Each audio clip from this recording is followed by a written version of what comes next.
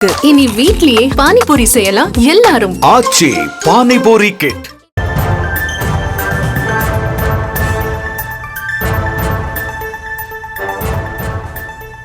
டாஸ்மாகில் பணிபுரியும் 23,629 பேருக்கு 2,000 ரூபாய் ஊதிய உயர்வு வழங்கப்படும் என அமைச்சர் செந்தில் பாலாஜி தற்போது சட்டப்பேரவையில் பேசி வருகிறார். இன்றைக்கு எரிசக்தி, மதுவிலக்கு மற்றும் ஆயத்தீர்வைத் துறைகளின் மானிய கோரிக்கை மீது விவாதங்கள் நடைபெற்று வரக்கூடிய நிலையில் அத்துறைக்கான அமைச்சர் செந்தில் பாலாஜி தற்போது இந்த புதிய அறிவிப்பையும் வெளியிட்டிருக்கிறார்.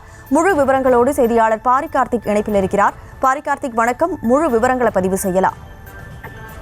வணக்கம். மதுவிலக்கு ஆயத்துறை சார்பில் மானிய கோரிக்கையின் போது புதிய அறிவிப்புகளை அமைச்சர் செந்தில் பாலாஜி வழங்கி வருகிறார். அதன் அடிப்படையில் தமிழ்நாடு மாநில வணிகக் கழகம் மதுபான சில்லறை விற்பனை கடையின் சார்பில் அந்த பணியாளர்களுக்கு ஏற்கனவே பல்வேறு கோரிக்கையின் அடிப்படையில் அவர்களுக்கு தற்போது ரூபாய் 2,000 ஊதிய உயர்வு வழங்கப்பட்டிருக்கிறது. குறிப்பாக தமிழ்நாடு மாநில வாணிப கழகத்தின் சார்பில் 6,567 மேற்பார்வையாளர்கள், 14,636 விற்பனையாளர்கள் மற்றும் 2,426 உதவி விற்பனையாளர்கள் ஆக மொத்தம் 23,629 பேர் மொத்தமாக டாஸ்மாகில் பணி செய்து வருகிறார்கள்.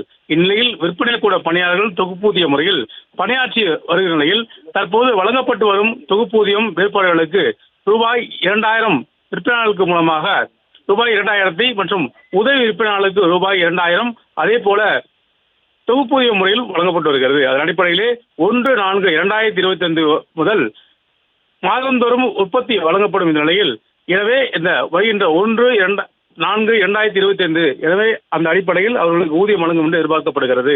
மேலும் இதன் மூலமாக அரசுக்கு ரூபாய் 6,408 கோடி ரூபாய் கூடுதல் செலவாக ஆகும் என்றும் எதிர்பார்க்கப்படுகிறது. முழு விவரங்களுக்கு நன்றி பாரி கார்த்திக்.